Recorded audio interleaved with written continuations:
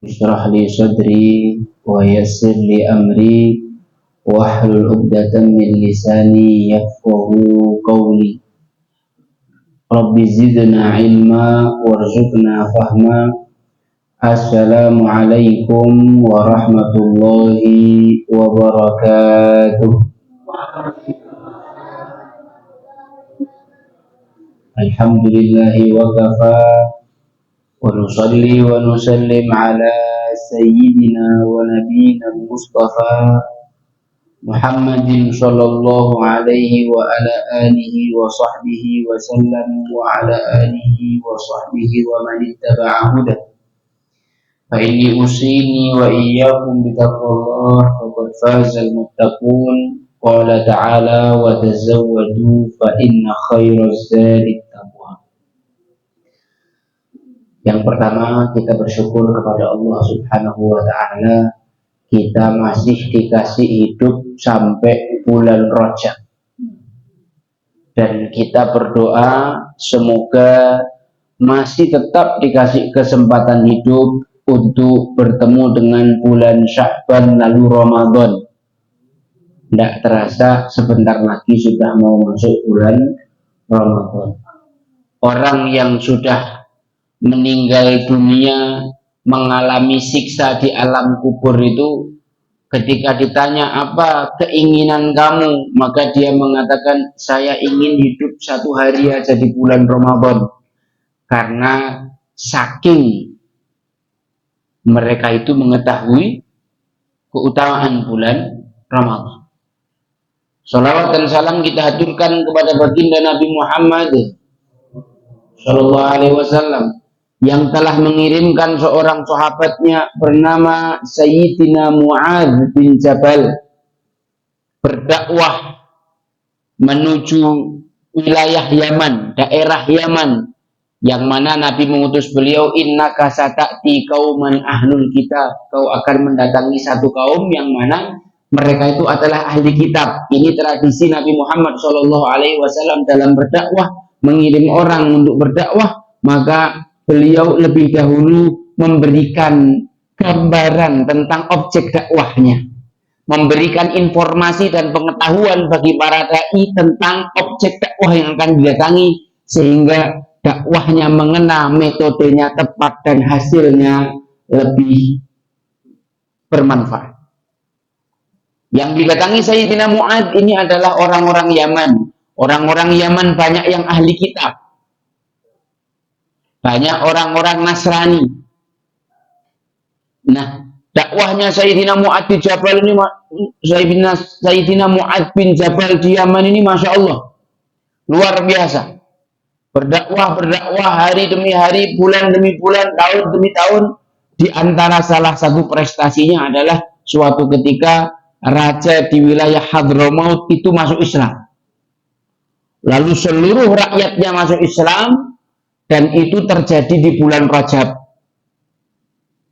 Maka kemudian masyarakat di sana memikirkan apa yang mesti kita lakukan untuk mengingat dan mengenang bulan Rajab ini, yaitu mengenang keterhubungan antara kita dengan Islam, keterikatan antara kita dengan Rasulullah Shallallahu Alaihi Wasallam melalui dutanya yaitu Sayyidina Mu'adz. Maka setelah mereka berpikir sekian waktu, mereka menemukan caranya. Caranya adalah mereka mentradisikan membaca kitab Sahih Bukhari di bulan Rajab. Makanya salah satu amalan yang dilazimi oleh para salaf, yang dilazimi para ulama, yang dilazimi para habaib itu, kalau sudah mulai masuk bulan Rajab, dari awal sampai akhir itu mereka membaca kitab Sahih Bukhari. Kitab Sahih Bukhari ini apa? Kitab Sahih Bukhari ini adalah kitab yang sangat istimewa, yang disebut oleh para ulama sebagai as-sahhul kitab ba'dal Quran. Kitab yang paling sahih setelah Al-Quran. Imam Bukhari sendiri adalah seorang yang sangat luar biasa. Ketika kecil usianya di bawah 6 tahun matanya itu buta. Imam Bukhari. Namanya Abu Abdillah Muhammad bin Ismail bin Ibrahim bin Bardisbah Al-Ju'fi Al-Bukhari radhiyallahu anhu. Bukhara hari ini adalah negara Uzbekistan. Beliau menuntut ilmu jauh dari Uzbekistan ke Irak. Kemudian beliau keliling dunia untuk mencari hadis Nabi Muhammad SAW. Suatu hari ibunya bermimpi bertemu dengan Nabi Ibrahim. Kemudian ibunya menceritakan perihal anaknya yang buta. Lalu Nabi Ibrahim mengatakan, temui anakmu karena sesungguhnya Allah Subhanahu wa Ta'ala sudah sembuhkan matanya. Subhanallah, betul ketika dia bangun ternyata anaknya yang buta sudah sembuh dan bisa melihat. Lalu beliau mewakafkan anaknya, memerintahkan anaknya untuk menuntut ilmu, belajar ilmunya. Rasulullah SAW, Imam Bukhari dititipkan kepada beberapa guru sampai akhirnya beliau ini menjadi Imamul Muhadditsin, pemimpinnya para ahli hadis. Disebutkan suatu hari ada orang yang bilang, Imam Bukhari ini katanya hafal 80.000 hadis. Maka Imam Bukhari balik sama orang yang bilang, enggak, keliru, saya sudah hafal 100.000 hadis. Ini Imam Bukhari luar biasa. Perjalanannya mencari hadis Rasulullah SAW disebutkan pernah suatu hari beliau Imam Bukhari itu berjalan selama 2 bulan untuk mendengarkan satu hadis Nabi Muhammad SAW. Berjalannya berapa bulan? 2 bulan. Kita ada yang jalan 2 bulan? Enggak, cuma dekat, insya Allah enggak ada yang sampai 2 bulan. Imam Bukhari jalan 2 bulan untuk menuntut ilmu. Sampai di tempat yang dituju, sampai ke alamat yang dituju, beliau tidak langsung datangi rumahnya orang yang mau diambil hadisnya, tapi diperhatikan dulu gerak-geriknya orang ini, diperhatikan dulu kehidupan dan kesehariannya orang ini, diperhatikan dari jauh, ditanya dulu ke tetangga kanan kirinya. Tetangga kanan kirinya bilang, orang ini baik, orang ini Masya Allah, ini orang soleh, ini orang yang jujur, dan seterusnya. Ternyata Imam Bukhari ketika memperhatikan ini orang ini memanggil hewannya, hewan kendaraannya, apa kuda, apa unta, dipanggil. Wah, tangannya genggam gini seakan-akan di tangannya ada apa? Makan. Masuk, tafadhol, masuk. Tafadhol.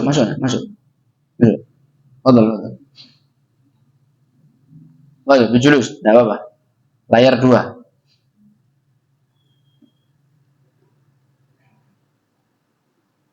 Tangannya seakan-akan menggenggam makanan. Nah, begitu hewannya mendekat, ternyata bohong, nggak ada isinya. Terus dipegang tali kekangnya, dibawa masuk, ditali di kandang. Maka Imam Bukhari yang sudah menempuh perjalanan 2 bulan itu balik lagi, nggak jadi ngambil hadis dari orang tadi. Bila kenapa? Kata Imam Bukhari, orang yang bohong sama hewannya, saya khawatir nanti dia bohong atas hadisnya Rasulullah SAW. Sampai segitu hati-hatinya Imam Bukhari hanya sekedar untuk mengambil satu hadis. Bisa dibayangkan perjuangan beliau sampai dikatakan Imam Bukhari ini, beliau mengatakan sendiri, hafidtu alfi hadisin. Saya ini hafal 1 juta hadis Rasulullah SAW. 1 juta hadis. Diceritakan beliau itu mencari hadis sampai kencing darah. Karena saking sulitnya perjalanan, minimnya bekal, sedikit beliau makan, sedikit beliau minum, sampai apa tadi disebutkan beliau kencing darah. Pernah suatu ketika beliau sedang perjalanan untuk mencari hadis, beliau naik unta sambil membawa buku. Ternyata ya karena untanya juga jarang makan, untanya juga sakit, untanya juga capek, akhirnya ambruk ini untanya, tidak bisa jalan lagi. Maka buku-bukunya digotong sendiri sama beliau sampai beliau mendapatkan tempat peristirahatan berikutnya. Masya Allah, perjuangannya beliau untuk apa? Mencari hadis Nabi Muhammad SAW. Luar biasa. Nah, dari semua hadis yang beliau hafal, beliau menulis sebuah kitab masterpiece. Namanya kitab Sahih Bukhari.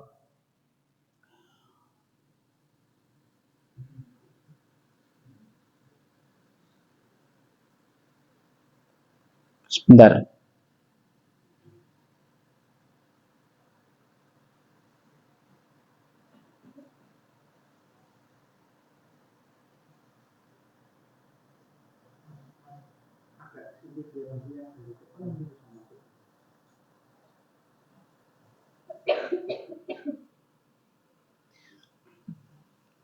Sampai mana tadi? Sebuah kitab masterpiece. Yang kitab ini ditulis oleh Imam Bukhari selama 17 tahun. Dari ratusan ribu, dari semua hadis yang beliau hafal itu, selama 17 tahun beliau meringkas semua itu dalam sebuah kitab yang para ulama menjulukinya As-Sahhul Kitab ba'dal Quran, kitab paling sahih setelah Al-Quran. Kitab itu beliau beri judul Kitab Al-Jami' Al-Musnad As-Sahih Al-Mukhtasar min syu'uni Rasulillah sallallahu alaihi wasallam wa sunanihi wa ayyami. Nama aslinya Sahih Bukhari itu kayak gitu panjang. Al-Jami' Al-Musnad As-Sahih Al-Mukhtasar min syu'uni Rasulillah sallallahu alaihi wasallam wa sunanihi wa ayyamihi. Nah, Al-Jami' itu artinya ensiklopedi. Al-Musnad itu maksudnya semua hadis yang ada di sini sanadnya nyambung sampai Rasulullah sallallahu alaihi wasallam, tidak ada satu hadis pun yang sanadnya bermasalah. As-Sahih yang mana semua hadis yang ada dalam Sahih Bukhari itu adalah hadis-hadis sahih. Tidak ada yang hadis dhaif, tidak ada apalagi hadis palsu, tidak ada. Semuanya adalah hadis-hadis paling sahih dari hafalan Imam Bukhari. Al-Mukhtasar yang ringkas, karena kitab Sahih Bukhari ini isinya cuma 7.000 sekian hadis. Cuma berapa? 7.000 sekian hadis. Min syu'uni Rasulillah, yang ternyata isi kitabnya ini adalah segala macam ihwal perihal Nabi Muhammad Shallallahu Alaihi Wasallam, berupa sunnah-sunnah Nabi Muhammad dan juga kehidupan beliau sehari-hari. Bagaimana beliau dengan istrinya, bagaimana beliau dengan keluarganya, bagaimana beliau ketika berperang, bagaimana ketika beliau memimpin, dan seterusnya. Ini adalah kita Bapak yang lebih dikenal hari ini dengan As-Sahih Al-Bukhari. Sahih Al-Bukhari. Kenapa kok Imam Bukhari nulis selama 17 tahun? Lama betul. Kenapa enggak langsung aja cepat? Wong ingatannya Imam Bukhari itu luar biasa. Beliau jalan dari masjid ke rumah atau rumah ke masjid itu mesti tutup telinga. Kenapa? Karena kalau beliau buka telinganya, semua yang beliau dengar langsung hafal. Misalkan ini ada ibu-ibu lagi ngerumpi soal lombok lagi naik harganya, itu Imam Bukhari dengar apal semua. Oh, tadi katanya ibu fulanah di pasar Kolombo itu harga lombok sekarang, nah, sekilo berapa? 40.000 ya, gitulah pokoknya. Apapun yang didengar sama beliau mesti hafal. Wah, tapi kenapa kok Imam Bukhari membutuhkan waktu sampai 17 tahun untuk menulis kitab ini? Ternyata beliau setiap kali mau nulis judul bab, setiap mau meletakkan hadis, lalu setelah hadis ini hadis apa, lalu setelah selesai satu bab masuk bab berikutnya mau nulis judul bab apa, itu beliau pasti wudhu, mandi junub, mandi besar, mandi ibadah, kemudian beliau sholat istikharah, minta petunjuk dulu sama Allah. Ya Allah, ini saya mau menulis judul bab pertamanya adalah fi badai nuzulil wahyi. Kira-kira gimana ya Allah? Pas apa enggak? Ketika beliau dapat jawaban dari Allah, ada kemantapan, baru ditulis fi badai nuzulil wahyi. Terus beliau berpikir, merenung dari semua hadis tentang bab turunnya wahyu, yang mau ditulis pertama hadis apa ya? Sampai akhirnya beliau dapat inspirasi, mau menulis hadis innamal a'malu binniyat Maka beliau istikharah dulu, mandi istikharah dulu sama Allah Subhanahu wa taala. Ya Allah, ini saya mau nulis hadis ini di bab pertama. Begitu dapat kemantapan baru beliau tulis. Itulah kenapa waktu penulisannya sampai 17 tahun. Berarti ini kitab bukan kitab sembarangan. Dari zaman dulu sampai hari ini adalah kitab yang paling istimewa setelah Al-Quran, karena berisi semua hadis-hadis Nabi Muhammad SAW yang paling sahih. Orang kalau ingin melihat kehidupan Rasulullah dari A sampai Z-nya, salah satunya Sahih Bukhari. Saking barokahnya bulan Rajab, maka tadi tradisinya ulama di bulan Rajab adalah membaca kitab Sahih Bukhari. Jemaah yang dirahmati Allah Subhanahu wa taala, bulan Rajab ini adalah salah satu Ashhurul Hurum, yang mana Allah berfirman dalam Al-Quran, Inna iddatas syuhuri indallahi 12 syahran fi kitabillah yauma khalaqas samawati wal arda minha arba'atun hurum. Allah menciptakan 12 bulan, ada 4 bulan diantaranya bulan hurum, bulan haram. Yang 3 jadi 1, Dzulqa'dah, Dzulhijjah, Muharram. Yang 1 terpisah namanya bulan Rajab. Yang mana dalam tradisi orang Arab, Syahrul Hurum atau bulan haram ini adalah bulan di mana mereka menjaga untuk saling menghormati dan tidak menumpahkan darah.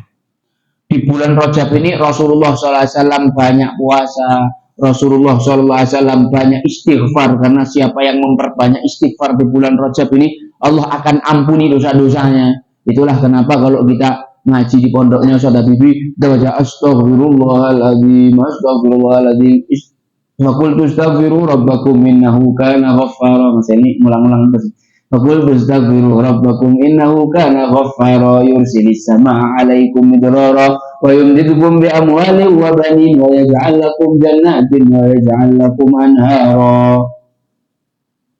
Karena memang istighfar di bulan Rajab ini salah satu amalan yang mulia. Salah satu amalan yang mesti diperbanyak. Oke, terakhir tentang Sahih Bukhari. Kenapa Sahih Bukhari yang dibaca supaya di bulan Rajab ini kita mengerti banyak ilmu dari Rasulullah SAW, khususnya ilmu tentang puasa, karena kita sedang bersiap-siap masuk bulan Ramadan. Nah, gitu. Jadi insya Allah nanti selama bulan Rajab ini juga majelis Senin kita spesial.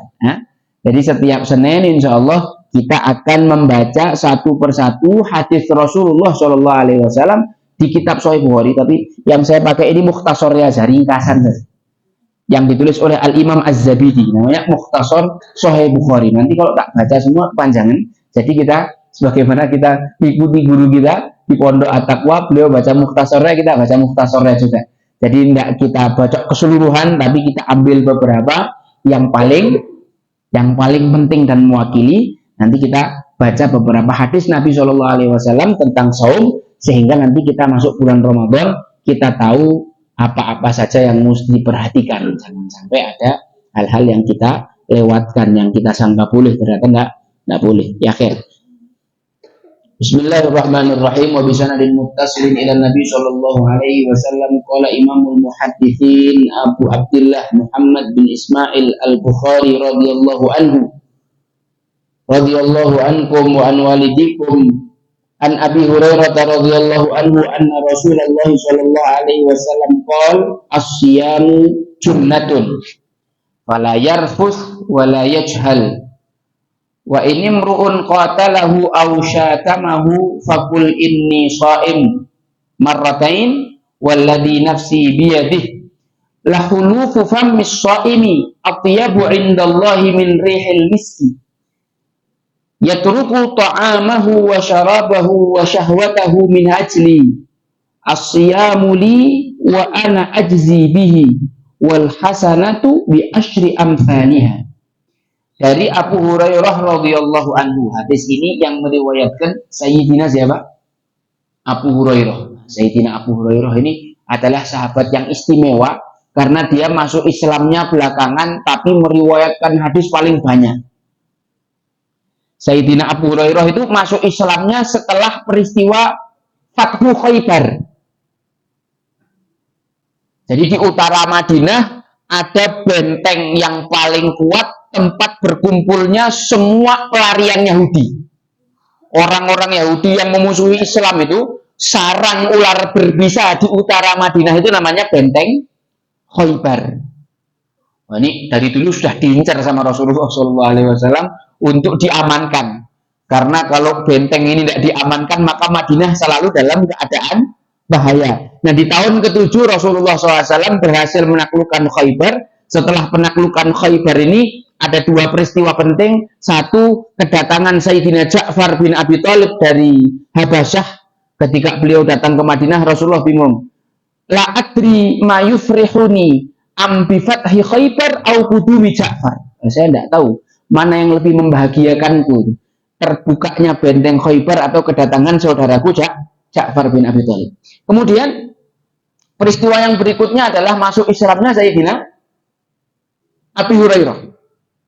Nah, ini namanya Abdurrahman bin Sakhr. Ini sahabat yang masuk Islamnya belakangan, tapi meriwayatkan 7.000 hadis. Sayyidina Abu Bakar yang masuk Islam dari awal Nabi dakwah, mengikuti Nabi selama 23 tahun itu cuma meriwayatkan sekitar 500 hadis. Wah, ini kok masuk Islamnya belakangan 3 tahun terakhir kok bisa meriwayatkan 7.000 hadis. Pelajaran pentingnya adalah bukan soal siapa duluan, tapi soal siapa yang sungguh-sungguh. Jadi di dalam Islam ini bisa jadi orang itu masuk Islamnya belakangan, bisa jadi hijrahnya belakangan, bisa jadi belajarnya belakangan, tapi karena kesungguh-sungguhan dia bisa mendapatkan ilmu lebih banyak daripada orang yang duluan. Ini kira-kira poin ini bisa dipahami ya. Banyak orang yang ngomong lah, saya bukan alumni pondok Ustadz. Kadang-kadang saya gemes sama yang ngomong kayak gitu. Tidak ada urusan, kamu alumni pondok apa tidak alumni pondok. Tapi kalau kita ini jujur belajar menuntut ilmunya Allah Subhanahu Wa Taala, maka kita akan mendapatkan lebih banyak. Saya katakan istri saya belajar tentang fikih, terutama taharah, terutama masalah kesucian bagi seorang perempuan. Hari ini dia lebih paham daripada saya, lebih detail pemahamannya daripada saya. Padahal saya di pondok tidak tahu berapa belas tahun. Sedangkan istri saya tidak pernah mondok. Mondoknya di pondok ibu tercinta ya katanya, sama pondok suami tersayang gitu ya. Tapi bisa mendapatkan ilmu lebih daripada yang belajar terlebih dahulu gitu loh. Jadi tidak ada masalah kita belajarnya kapan. Kalau kata guru saya, laisal ibratu bisabqi innamal ibratu bisidqi. Bukan soal siapa duluan, tapi siapa yang jujur dalam belajar. Nah, gitu. Bukan siapa duluan, tapi siapa yang jujur dalam belajar. Di Tarim ada seorang syekh dari marga Bamarkhomah, itu baru belajar umur 80 tahun. Tapi beliau menjadi ulama besar yang para habaib pun belajar kepada beliau. Nah, gitu. Jadi tidak ada soal. Seperti yang dicontohkan Sayyidina Abu Hurairah. Sayyidina Abu Hurairah ini orang yang kemanapun Rasulullah pergi, dia mesti ada. Ngintil betul-betul, buntut sama Rasulullah. Di mana Rasulullah mesti itu ada Sayyidina Abu Hurairah. Merekam hadis-hadis dari Nabi Muhammad SAW. Bahkan sampai beliau ini apa istilah kata ya, tidak memikirkan maisahnya. Hidupnya tuh tidak mikir untuk nyari duit gimana.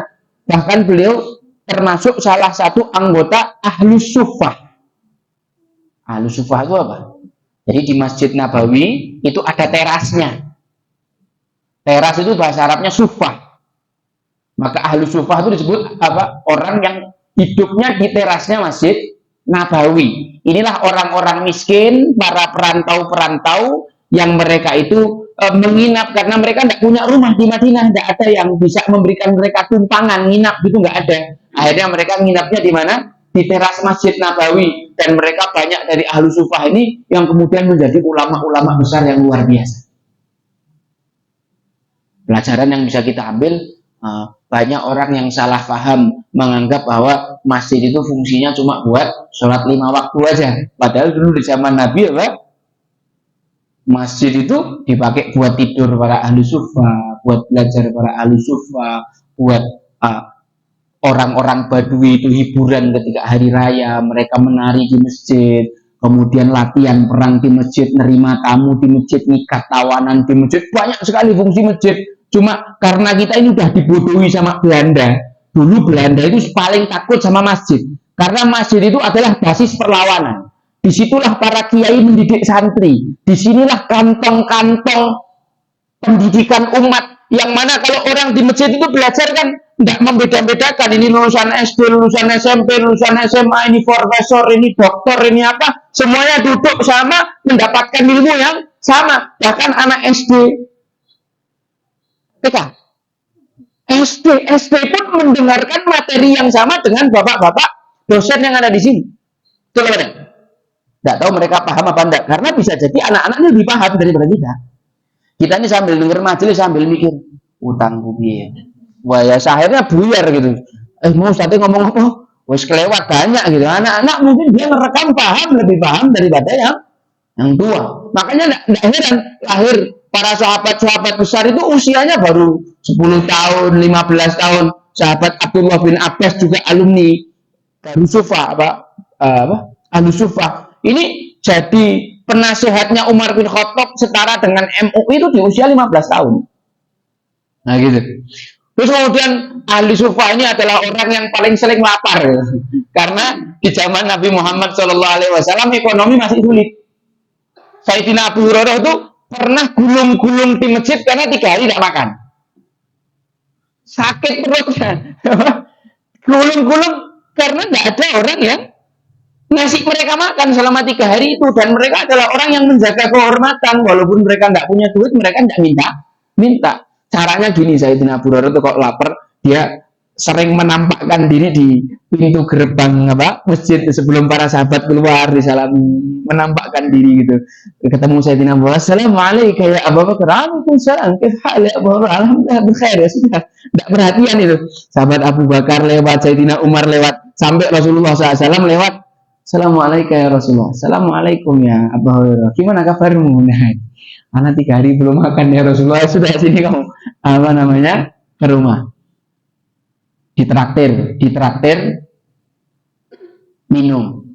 Pernah satu hari juga ini Rasulullah mendidik para sahabat. Ini mentalnya dididik seperti ini.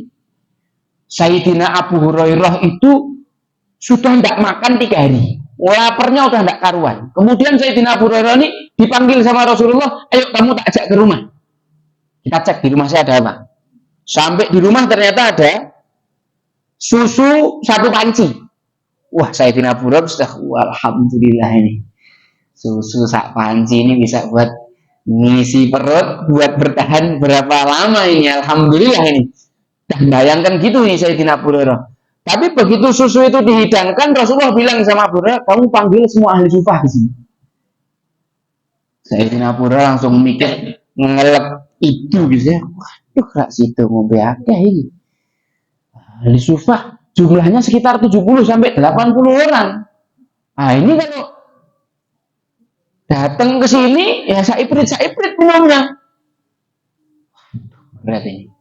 Tapi karena ini perintah Rasulullah, subhanallah, perhatikan ini kok sudah perintah Rasulullah itu, para sahabat modelnya tidak bantah-bantah, siap berangkat ke masjid, semua ahli sufah dipanggil, ayo kita semua dipanggil sama Rasulullah, diajak minum, sambil perih gitu, hatinya, bukan perutnya yang perih, hatinya sekarang geser naik perihnya. Ya akhirnya berangkat semuanya. Setelah mereka ahli sufah sampai, suruh masuk 10 orang sama Rasulullah, ini kayak yang ngasih minum mereka. Tambah perih saya tidak berani. Waduh, aku yang kasih minum, ngelihat satu persatu minum. Tapi ini air subhanallah sudah diberkahi sama Nabi Muhammad SAW. Para ahli sufah semuanya minum sampai kenyang, 10 sampai semuanya selesai, masih ada 1 panci utuh. Kemudian diberikan sama Rasulullah. Ayo ya Rasulullah, engkau minum duluan. Kata Nabi, tidak, kamu dulu. Maka Sayyidina Abu Hurairah minum, wah dipuas-puasin itu minum susunya. Ini air susu barokah, kena barokahnya Rasulullah. Minum. Dah kenyang, diserahkan sama Rasulullah. Tambah ya Abu Hurairah. Manut, tambah lagi. Sampai perutnya sudah sesek, susunya sampai sini sudah. Tidak bisa lagi ya Rasulullah. baru Rasulullah minum. Tapi pelajarannya adalah kata Nabi SAW, ana awwala man ja'a idza ja'an nas wa akhiru man syabi'a idza syabi'an nas. Aku orang yang pertama kali lapar kalau orang lapar, orang terakhir minum ketika yang terakhir kali makan kalau orang itu kenyang. Begitulah pemimpin. Mental seorang pemimpin itu khidmah, melayani. Kalau ada pemimpin minta dilayani, ini pemimpin kuali ini. Pemimpin error ini. Ya? Pemimpin yang sebenarnya adalah mereka yang apa? Pertama kerja kalau orang belum kerja, terakhir kenyang, memastikan semua orang makan dulu baru dia makan. Nah, bukan kebalik ini, mandor kawat, kon kerja kendor kor mangan kuat. Wah, ini enggak boleh ini. Ini mental yang diajarkan Rasulullah SAW sama para calon pemimpin. Kerja pertama makan, terakhir memastikan semua selesai dulu baru makan. Subhanallah, ini pendidikannya siapa? Rasulullah kepada Sayyidina Abu Hurairah radhiyallahu anhu. Sayyidu qaumin khadimuhum. Pemimpin satu kaum itu adalah khadim bagi mereka, pelayan. Jadi pemimpin yang paling baik adalah yang melayani rakyat, bukan cuma berjanji melayani rakyat. Wah, gitu. Nah, pilih yang melayani rakyat. Yang paling banyak maslahatnya buat kaum muslimin. Siapa Ustaz? Dipikir sendiri-sendiri. Insyaallah nanti kita ngerti. Teman-teman dirahmati Allah Subhanahu wa taala, Sayyidina Abu Hurairah ini mendengar Nabi Shallallahu alaihi wasallam bersabda. Kenapa, Pak? Saya tidak sebut nomor loh.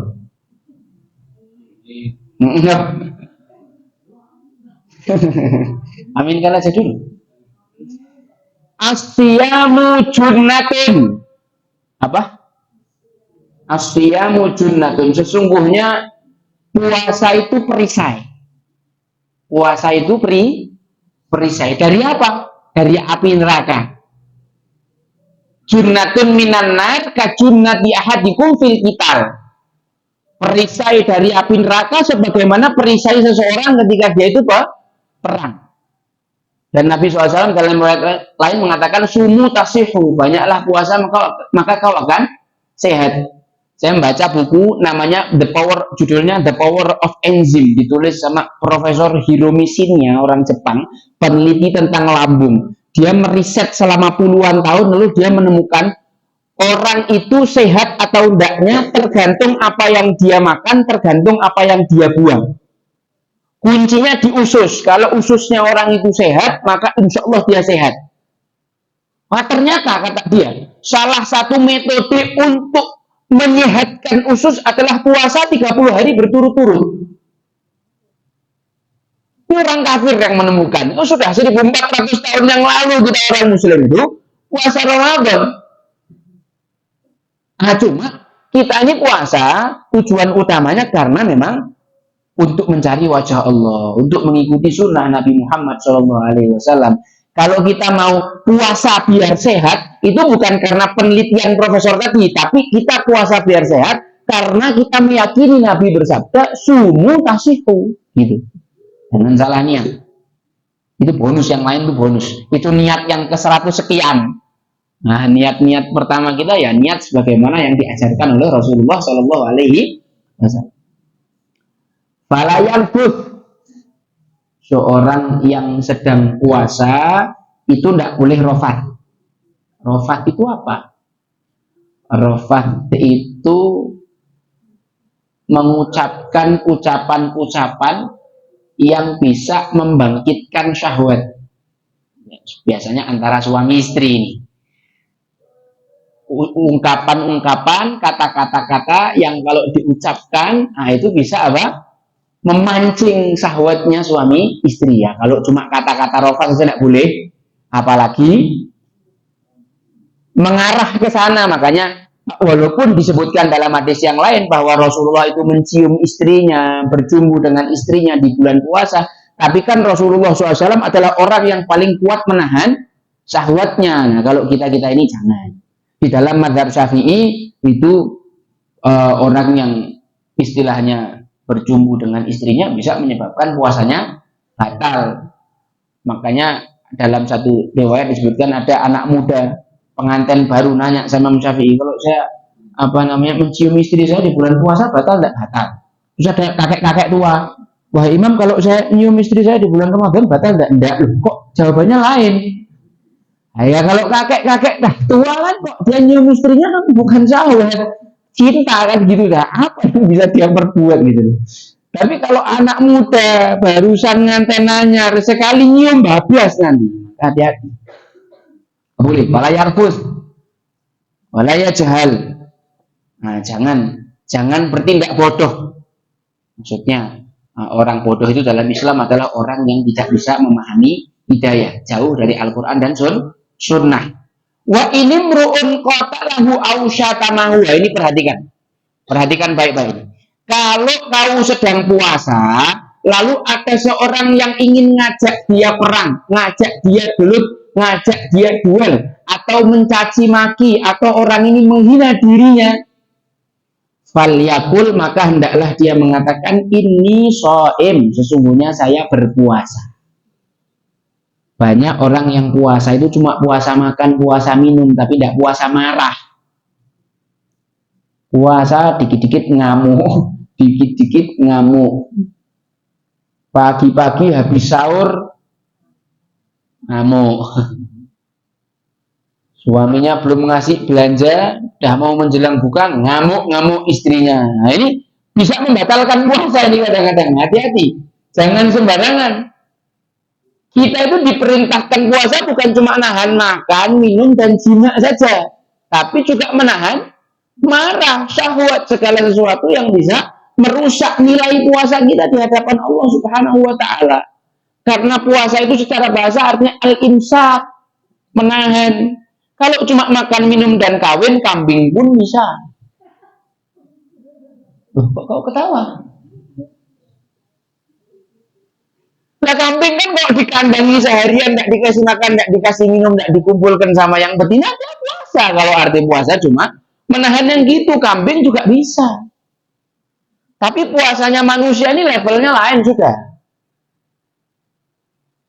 Dia ketika puasa, dia belajar mengontrol emosi, belajar mengontrol hawa nafsu. Ya, orang puasa ngamuan itu puasanya gagal. Nilai-nilai pelajaran dari menahan atau al-imsaku di dalam puasa tidak dia dapatkan. Rasulullah sudah ngajari kalau ada orang ngejak duel, kalau ada orang ngejak gelut, ada orang yang misuh-misuh memaki-maki kamu, katakan ini shaim, saya puasa. Itu ya pelajaran yang pertama yang ingin kita sampaikan. Jadi nanti di bulan Ramadan ini insya Allah lebih baik daripada Ramadan yang lalu, karena mental kita dalam berpuasa Ramadan di tahun ini bukan cuma menahan makan dan minum, tapi betul-betul kita berusaha untuk mengendalikan emosi dan hawa nafsu. Banyak hal-hal dalam hati, perasaan-perasaan yang batin yang ada di dalam hati yang kita tahan ketika puasa. Orang puasa tapi kok tetap riba. Orang puasa kok tapi tetap pacaran. Orang puasa tapi kok tetap nonton akwat joget di TikTok. Orang puasa tapi kok maksiat terus sama Allah. Berarti apa? Berarti ada masalah dalam mentalnya ketika dia puasa. Dia tidak paham bahwa puasa bukan sekedar menahan al-ju' wal atos. Betapa banyak kata Rasulullah SAW orang yang puasa tapi tidak mendapatkan apapun kecuali lapar dan haus, tidak dapat pahala sama sekali karena yang ditahan cuma lapar dan haus. Nabi Muhammad SAW bersumpah, walladzi nafsi biyadih, demi yang jiwaku ada di tangannya, yaitu Allah. Lakulufu famis ini, sesungguhnya bau ababnya orang, abab itu bau jigong, bau mulut, bau mulutnya lain ya. Jigong sama abab itu kan lain. Kalau abab itu kan hawanya itu, kalau jigong itu kan gudalnya atau inilah hulufu famis shaim. Sungguhnya bau mulutnya orang yang puasa, kata Rasulullah SAW, atyabu indallahi min rihil miski, lebih harum daripada bau misik. menurut Allah. Walaupun kenyataannya ya kalau kita sampingnya orang puasa ya wadeknya Masya Allah. Tapi nanti di surga itu akan diganti sama Allah Subhanahu wa taala dengan bau misik. Misik ini parfum, salah satu parfum favoritnya Rasulullah Shallallahu alaihi wasallam, yang mana salah satu parfum misik yang diracik oleh Syekh Abdul Somad Al-Quraisy untuk Sultan Abdul Hamid II, itu setelah beliau meninggal, kemudian racikannya dijual buat umum, itu harga satu tolah 12 milinya 150 juta. Misik 150 juta 12 mili. Tolah itu yang biasa saya bawa itu 12 mili. Orang Arab 1 mili itu dipakai 4 kali. Sekali pakai 3 mili. Kayak wanginya Masya Allah. Orang Taif itu dekat sama Makkah, tapi seumur hidup paling umroh itu 2 kali, 3 kali. Kenapa kok jarang umroh? Karena parfum yang dipakai ketika umroh itu bisa buat kita umroh 3 kali. Kita umroh Indonesia ini kan paling 35 juta ya. Harga parfumnya mereka yang dipakai untuk mengolesi badannya sebelum umroh itu satu tolahnya 100 juta. Ini bukan parfum ecek-ecek. Kalau kita kan parfum 2000-an ini kan. Nah, ini makanya bau mulutnya orang yang shaim ini lebih wangi daripada misik. Tentunya itu misiknya Allah Subhanahu wa taala, bukan misik dunia. Satu-satunya bau parfum yang disebutkan dalam Al-Qur'an hanyalah misik. Khitamuhu misk wa fi dzalika falyatanafasil mutanafisun. Yatruku ta'amahu wa syarabahu wa syahwatahu li ajli. Orang yang puasa itu meninggalkan makan, meninggalkan minum, meninggalkan syahwat untukku. Kita gini, Bapak Ibu sekalian dirahmati Allah, masih ada enggak yang di umur sekarang ini kalau pas puasa ngumpet masuk kamar mandi makan permen saja? Kalau saya dulu zaman kecil saya jadi pernah ngalami. Saya ngumpet bawa kasur makan permen hot pop itu loh. Umi saya nggak ngerti, saya ngumpet. Nggak tahu tuh umi saya ngerti apa enggak, tapi intinya dulu saya pernah ngalami kayak gitu. Karena waktu itu kita belum paham bahwa Allah mengawasi kita kan. Tapi kalau coba sekarang misalkan bapak-bapak di sini ada enggak yang kalau wudhu tuh airnya yang dimasukkan mulut buat kumur 3 kali, yang keluar cuma sekali ada? Insya Allah enggak ada loh, padahal kan bisa, siapa yang tahu kan Pak? Oh jenengan di rumah, di kamar mandi sendiri tidak ada orang yang tahu. Kenapa Bapak tidak mau minum barang? Sak teguk, 2 teguk, kenapa tidak mau minum? Itu semata-mata karena Allah, betul enggak? Ahmad makan mie ayam pas Ramadan ada? Pernah ngumpet-ngumpet? Tidak pernah. Kenapa Anda tidak berani? Apa? Wah ngawur ini. Bukan karena Allah ini. Bahaya ini. Mas Helmi berani kalau pas puasa datang istri. Datang itu ya nggak apa-apa. Tapi kalau datang itu selanjutnya nah ini nggak boleh. Itu semata-mata karena Allah gitu. Tapi kenapa perasaan itu hanya ada ketika puasa? Dah masuk bulan Syawal, bohong lagi, nipu lagi, korupsi lagi, gibah lagi, ngempang lagi, nolong lagi, curang lagi. Nah, berarti pendidikan puasanya itu tidak apa? Tidak lulus. Dia tidak ilallah, dia tidak bisa paham itu. Afsiyamuli kata Allah Subhanahu wa taala. Puasa itu pahalanya untukku. Pahala sholat, pahala haji, pahala umroh, pahala jihad, itu semuanya untuk orang yang melakukan, kecuali puasa. Sesungguhnya orang yang puasa, itu pahalanya apa? Diberikan kepada Allah Subhanahu wa ta'ala. Bayangkan, kita ngasih pahala untuk Allah Subhanahu wa ta'ala. Maka semakin sempurna puasa kita, semakin banyak pahala yang kita berikan kepada Allah. Dan Allah itu asyakur, maha tahu terima kasih, maha membalas. Ketika Allah Subhanahu wa ta'ala diberikan pahala dari orang yang puasa, wa ana ajzi bih, aku akan membalas pahala yang dia berikan kepadaku, wal hasanatu bi asyri amsalihha, kata Kata Rasulullah SAW, Allah itu kalau membalas kebaikan itu minimal 10 kali. Saya pinginnya kalau saya punya itu, kalau ada orang yang berbuat baik sama saya balas lebih baik daripada apa yang dia berikan ke saya. Selama saya punya.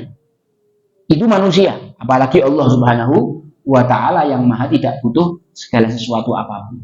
Ya ini saja yang dapat kami sampaikan. Insya Allah nanti selama bulan Rajab ini mungkin 2-3 pertemuan ya, kita akan selesaikan bab puasa sehingga nanti kita masuk Ramadan sudah punya persiapan ilmu. Jadi masuk bulan Ramadan itu bukan kosongan tapi sudah siap amunisinya untuk bertempur melawan setan di bulan Ramadan. Jangan sampai kita kalah sama setan karena kita belum tahu ilmunya. Baik, sebelum kita tutup ada satu hal lagi yang ingin kita sampaikan. Minta tolong bagi jamaah untuk mendoakan adinda kita tercinta Fatimah Az-Zahra binti Muhammad Al-Jufri, adik saya yang sedang sakit. Semoga Allah Subhanahu wa Ta'ala memberikan keafiatan, kesembuhan, dan juga istrinya Pak Bowo dan juga jamaah-jamaah kita yang barangkali ada yang sakit, kerabat kita, saudara kita barangkali ada yang sakit, sama-sama kita doakan. Al-Fatihah binniyatis syifa anallaha yashfiha wa yashfihim syifaan ajilan syifaan la yughadiru saqaman syifaan la yughadiru saqaman. Allahumma shfi mardana wa mardal muslimin. Allahumma shfi mardana wa mardal muslimin. Allahumma shfi mardana wa mardal muslimin. Allahumma ya rabban nas adhibil ba'sa washfi anta syifa anta syafi la shifa illa shifa'uk syifaan la yughadiru saqaman. Nas'aluka bijahil Mustafa Sayyidina Nabi Muhammad sallallahu alaihi wasallam wa nas'aluka bisirri asraril Fatihah. A'udzubillahi minasyaitonir rajim. Bismillahirrahmanirrahim.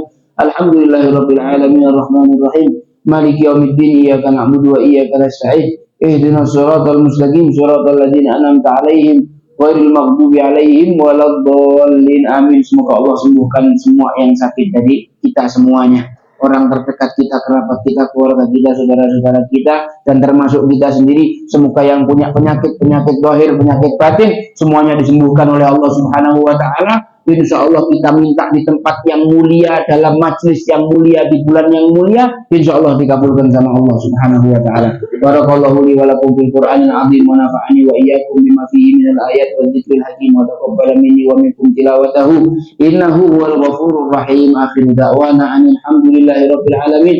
Assalamualaikum warahmatullahi wabarakatuh.